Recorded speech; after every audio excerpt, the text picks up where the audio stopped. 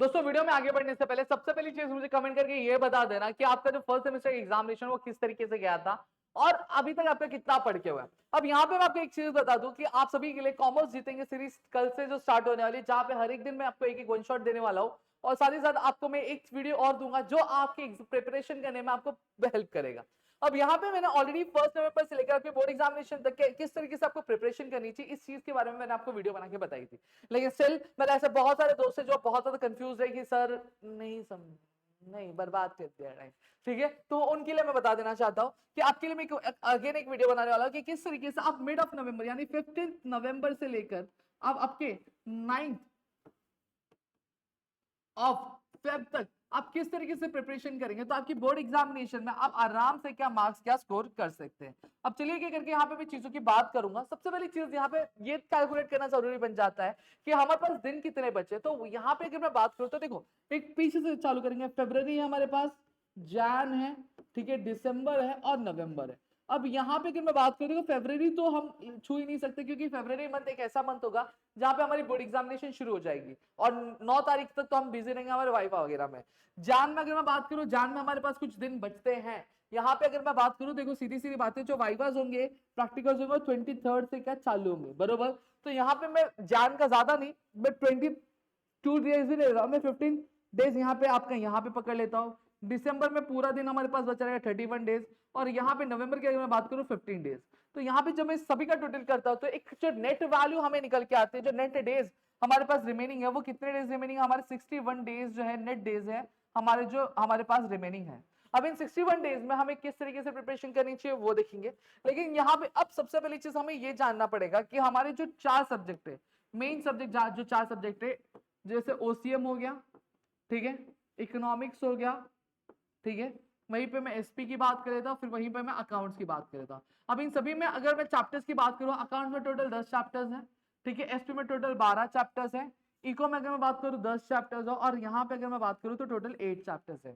ठीक है, अब इसका मैं टोटल करना चाहूंगा तो 8 2 20 10 30 और 30 यहाँ पे 40, यहाँ पे टोटल 40 हमारे क्या है 40 चैप्टर्स है, 40 चैप्टर्स है जो हमें इन दिनों में क्या कंप्लीट करने पड़ेंगे।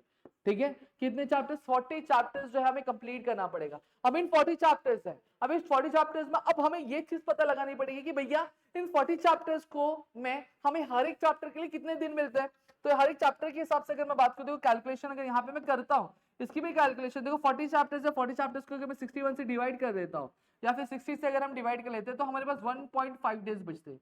कितने बचते 1.5 डेज, मतलब हमें हर एक चैप्टर जो है वो कितने दिन में कंप्लीट करना पड़ेगा, वो 1.5 दिन में कंप्लीट करना पड़ेगा। कितने दिन में कंप्लीट करना पड़ेगा, 1.5 दिन का हमें समय मिलता है, 1.5 दिन का हमें मोहलत मिलता है। इस 1.5 दिन में हमें इन चैप्टर्स को कंप्लीट करने पड़ेंगे। अगर आप एक मैथ्स वाले हो तो मैथ्स वाले को कुछ नहीं करना, इन एसपी के चैप्टर को रिप्लेस करके आपके टोटल आई गेस 15 चैप्टर्स है, मैंने देखे नहीं है लेकिन आई गेस 15 के आसपास है। तो आपको इसका टोटल करना और फिर 61 से डिवाइड करना, तो आपको पता चल जाएगा कि आपके पास हर एक चैप्टर कंप्लीट करने के लिए कितने दिन है। तो आपकी प्लानिंग उस हिसाब से क्या कवर करनी पड़ेगी। अब यहाँ पे अब आपको करना क्या है, आपको चीजें करनी क्या चाहिए। देखो सबसे पहली चीज यहाँ पे आपको मैं बात करूं तो आपको करना है, सबसे पहली चीज आपको ध्यान किस पे देना है, आपको वन शॉट पे ध्यान देना है।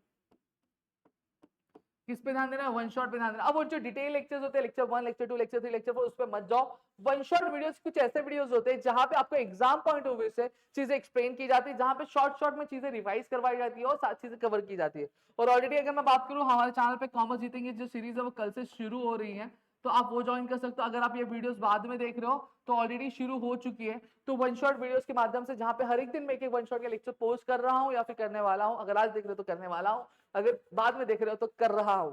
ठीक है, तो कॉमर्स जीतेंगे सीरीज जहां पे मैं हर एक आपके चाहे वो अकाउंट्स हो गया, चाहे एसपी हो गया, चाहे इको हो गया, चाहे वो आपका ओसीएम हो गया, सभी की मैं चीजें आपके लिए क्या कर रहा हूं, मैं प्रोवाइड कर रहा हूं, चीज आपके लिए मैं लेकर आ रहा हूं। ठीक है, जहां पे हर एक चीज के लेक्चर चीजें मिलेगा। और इसके बाद भी अगर मैं बात करूं मेरी एक सीरीज और शुरू होगी पीवाई की सीरीज, अगर मुझे कॉमर्स जीतेंगे पे अच्छा रिस्पांस मिलता है, अच्छा सपोर्ट मिलता है, तो वहां पे मैं एक अपनी पीवाई की सीरीज भी स्टार्ट करूंगा जहां पे हर एक चैप्टर की क्या पीवाई क्यूज आप एग्जामिनेशन में पूछे गए पिछले बोर्ड एग्जामिनेशन में 22 23 24 25 में, उन चीजों के बारे में मैं आपको बताऊंगा और उन चीजों को मैं एक्सप्लेन करने की कोशिश करूंगा। फिर यहीं पे दूसरी चीज यहाँ पे अगर मैं बात करूं, यहाँ पे अब आपको डिटेल लेक्चर्स पे ध्यान देना नहीं है उतना, ये चीज मैंने ऑलरेडी बता दी। तीसरी चीज अब यहाँ पे टाइम आ चुका है, वन शॉट कंप्लीट करो, कंसेप्ट क्लियर करो, चीजें आपकी कवर कवर करो। और चीजें कवर करने के बाद अब आपको क्या किस पे ध्यान देना चालू कर देना चाहिए, आपके पीवाईक्यूज पे आपको ध्यान देना शुरू कर देना चाहिए। अब सवाल ये उठता है सर पीवाईक्यूज क्या मुझे कब के करने चाहिए, क्या मुझे पिछले 10 साल के पीवाईक्यूज करने चाहिए? नहीं, देखो यहाँ पे मेरा सजेशन ये है कि आपको 10 साल के पीवाईक्यूज पे नहीं ध्यान देना है, आपको मेजरली जिन पीवाईक्यूज पे आपको सबसे ज्यादा ध्यान देना चाहिए वो मैं आपको बता देना चाहता हूँ। ठीक है, तो यहाँ पे सीधी सीधी बात अगर हम यहाँ पे करें तो हमें देखो कौन सी ईयर की बात पीवाईक्यूज कवर करनी चाहिए। सबसे पहली चीज 2025 के, ठीक है, फिर 2024 के, फिर ठीक है 2023 के, फिर यहाँ पे 2022 के। ठीक है, ये पीवाईक्यूज हमें कवर करने चाहिए। ये पीवाईक्यूज अगर हमने कवर कर लिया, दोनों ही कवर करने हैं। ठीक है, साल में 2 बार बोर्ड एग्जामिनेशन होती है, एक होती है हमारी जो रेगुलर एग्जामिनेशन होती है और एक जो होती है हमारी कंपार्टमेंट, यानी जो बच्चे इंप्रूवमेंट देना चाहते रहते हैं या फिर किसी रीजन के जैसे पेपर नहीं उनके लिए एग्जामिनेशन। तो ये दोनों ही एग्जामिनेशन की क्वेश्चन पेपर क्या करने हैं, और दोनों एग्जामिनेशन क्वेश्चन पेपर करते हैं तो टोटल हमारे पास कितने पेपर्स बन जाते हैं? टोटल हमारे पास जो है वो 8 पीवाईक्यूज आ जाती है। कितनी 8 पेपर्स आ जाते हैं? 8 पीवाईक्यूज आ जाती है हर एक सब्जेक्ट के लिए, हर एक आप एक सब्जेक्ट के लिए। समझ में आ गया? तो ये टोटल 8 पीवाईक्यूज हमें क्या करने हैं? कवर करने हैं। ठीक है, अब इसको कवर भी कैसे करना है? डायरेक्टली क्या सर मुझे पीवाईक्यू पे कूद जाना है? नहीं भाई, डायरेक्टली पीवाईक्यू पे नहीं कूद जाना है।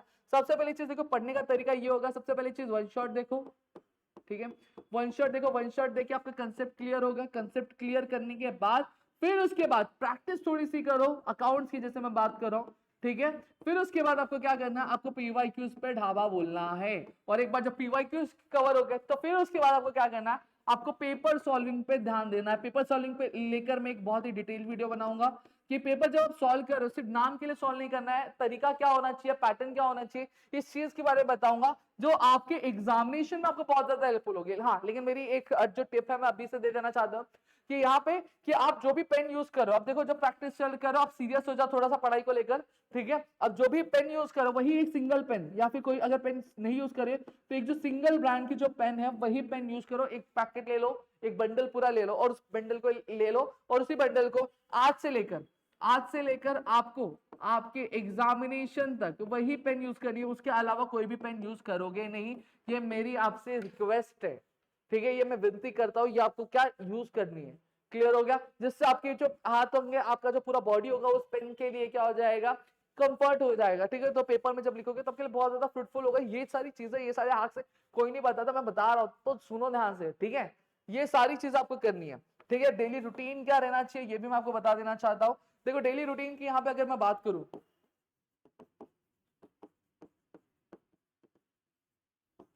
जब मैं डेली रूटीन की यहाँ पे बात करता हूँ तो डेली रूटीन में आपको ये ध्यान रखना है, सबसे पहली चीज अकाउंट्स की जो प्रैक्टिस होनी चाहिए वो डेली बेसिस है। In case you are a student of maths तो आपका मैथ्स और अकाउंट्स की जो प्रैक्टिस होनी चाहिए वो डेली बेसिस पे आपको करनी चाहिए।